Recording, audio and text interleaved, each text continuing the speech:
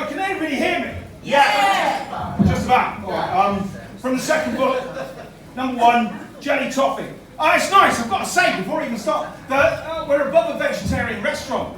I've got 2 books. They're both made up of foods which are vegetarian. Jelly toffee, with a spluttered cough in my mouth and round my teeth. It stops and sticks upon my tongue. It's giving me some treat. This intrusion is feel quite ill as a robbery kind of goo. And as it starts to move again, I'm trying to have a chew. You see, it's like a jelly toffee, but a phobia to phlegm means I can never try to swallow it, so it goes round my teeth again, bridging gaps and cavities I never knew were there. So I got quite bored, drew it up and gobbed it through the air.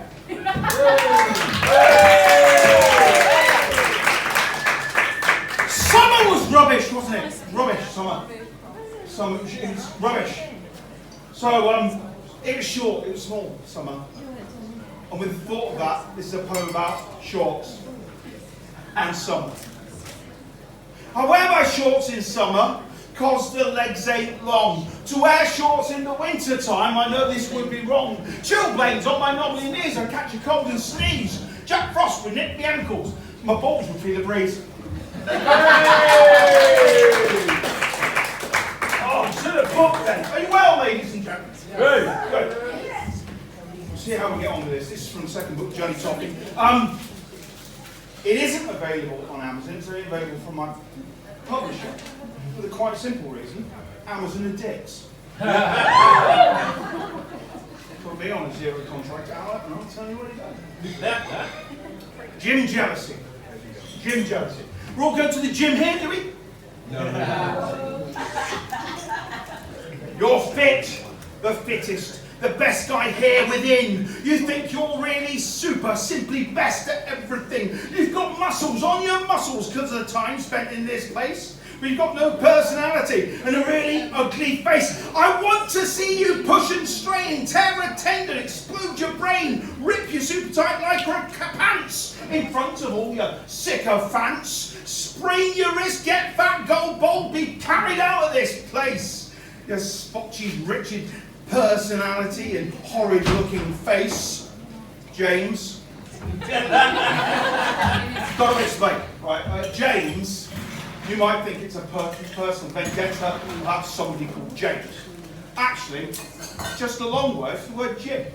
Hey! And his name's Andrew. This one I wrote last week. It's on the Chuck Facebook page. It's not autobiographical.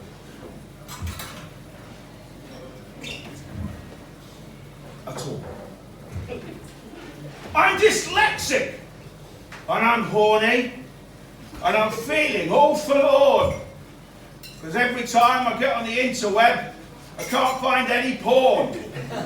Just chest sites.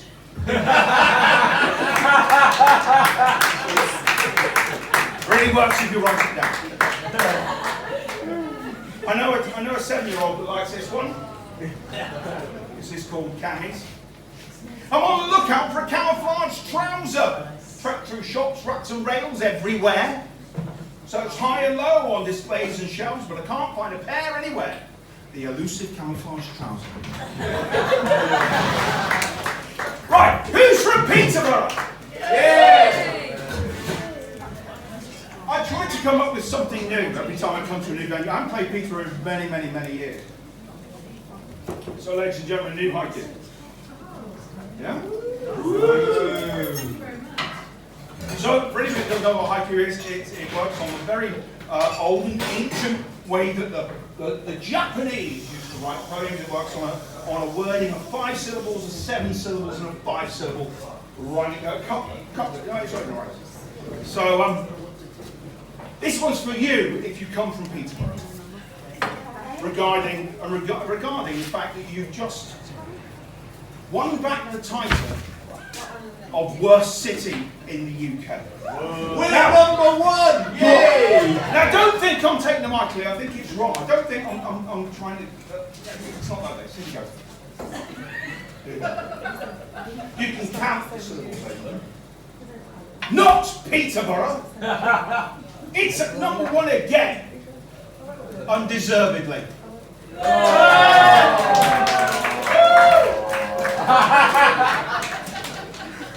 This is brand new. I've never done this anywhere else before. New book. This is called Tinder Sinner.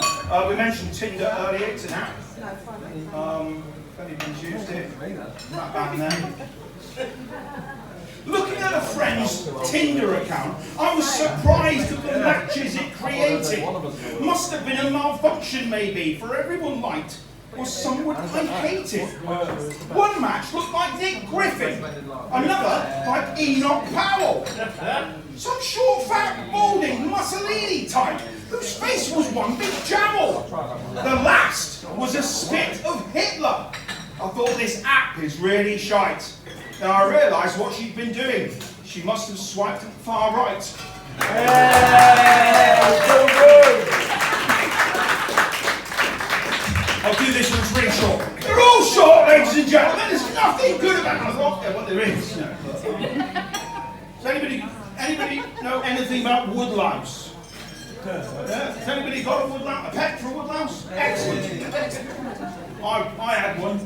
This is a poem about it. There's a woodlouse in the bathroom. It crawled along the wall. I flicked it with my finger. It rolled into a ball. Hey! Nothing big and clever about this, ladies and gentlemen.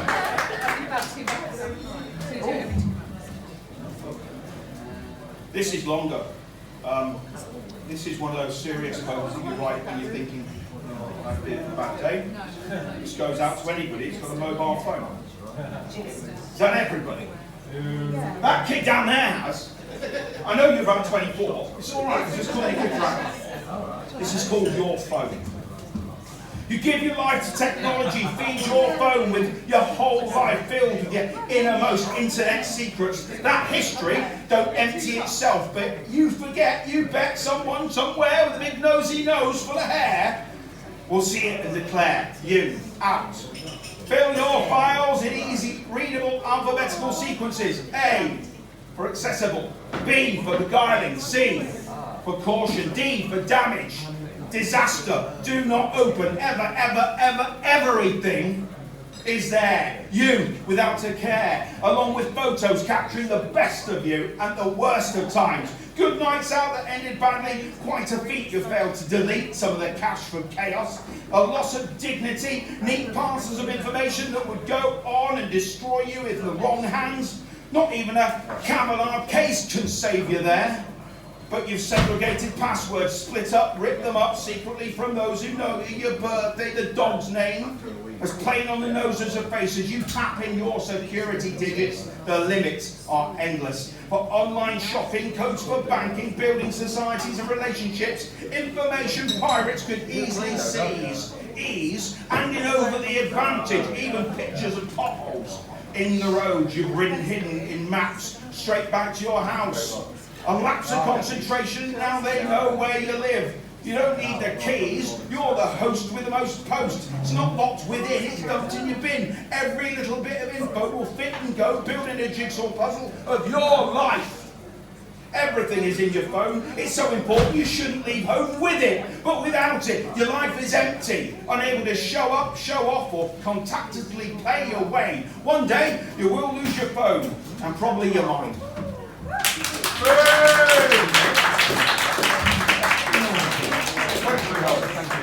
Right, we'll do this. Little Blue Pill, ladies and gentlemen. This is a poem about a little blue pill. Beer, Bread and Biscuits, first book. There's a story about that. But little blue pill. Really nice. Does anybody know? Anybody understand little blue pill? The little blue pill, still balanced on my tongue. Swallowed and gone, feeling slow over me. Relief, you see, confidence return, like Frankie says, safe in the knowledge my body will perform. That little blue pill still settles my sight. For that I'm thankful, not from the bottom of my heart, but from the heart of my bottom. Thanks from my bum for Emodio. Yay!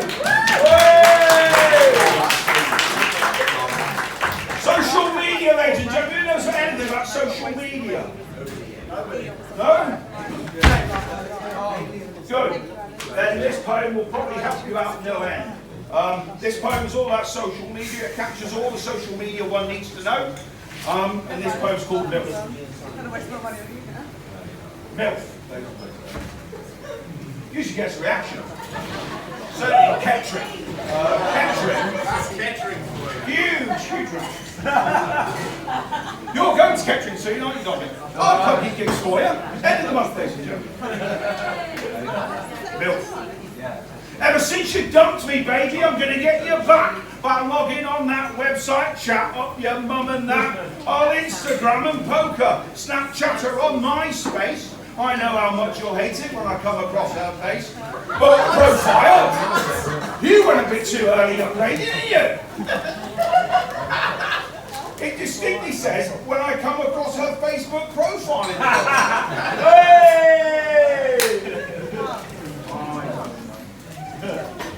Here's one it is online. You can see this is quite funny. I filmed it on a windy day. It's called Windy Wind. The wind, and it could have been written in Peterborough, because it was quite windy tonight. Hey? There. The wind was blowing through the precinct. It was such a swirly day. Leaves on the old plastic bag caught the breeze and swayed. There's a wig! Lost and abandoned. Looks like a rat that's dead.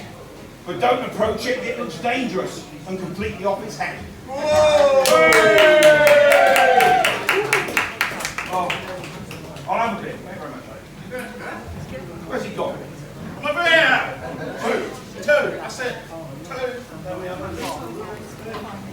Right, so how was that? This poem's all about going out to nightclubs. I don't know what young people do anymore. It was my birthday on Wednesday. I was 23! Again! Hey. I don't even like the number! Happy birthday! So, I don't know what young people do anymore when they go to nightclubs around here, but this one's called Lick. It's about going to a nightclub, finding the person you like, getting in a taxi, going home, and wanting to stick your tongue in their ear. I want to lick your lobe, to lick it hard and lick it long. I mustn't stop or do it wrong. I want to delve, go round the bend, my tongue, it's moist sucked to the end, to rummage about in your lagoon, to go down deeper and deeper, still at your flaps. Ears, sexual thrill, but a part sticks to tongue, it stuck, it enters my mouth, lure, yuck, a lube to lick the damp, suck it in to pick. Don't like my love for this conclusion. I'll give to you. Earwax is not good to chew. Hey! Now this one's about shopping. I'm hearing the horror stories earlier of Waitrose. I would go shopping in Waitrose. It sounds like they're a bunch of fat fascists. So this story, it kind of builds up in Presto. I don't know. It was up long ago. But if you can imagine, I was doing some shopping on a Saturday afternoon, and I picked up a single person's basket for one. And because I'm a vegetarian, and it's nice to be in a vegetarian restaurant, that I wanted some baked beans. Baked beans are great. They're versatile. They're great. Wonderful. And I needed a big catering-sized can of baked beans because I ate a lot of baked beans. Actually, I eat a lot of everything. Really. Bread and biscuits. Name of the first book. Hinged it in. So I'm walking down the aisle, looking for the big cans of baked beans, thinking, this is probably the only aisle I'll ever walk down. Thanks. And there they were, the big-sized cans of baked beans are on the top shelf. So, like we were all taught in infants to do musical movement, up on my tippy toes, grabbing up a big can of baked beans, and all of a sudden, they flipped through my buttery fingers, fell through the air, and landed on my foot. I thought, beans on toes! Oh. I thought, no! I'm going to take the whole experience, the whole thing, I'll rip it up into a wonderful poem. Ladies and gentlemen, this one's for you, it's called Toe. Oh! My toe! Not the longest poem I've written, ladies and gentlemen, one of the gatherers. My name's Utah the Poet, you're wonderful!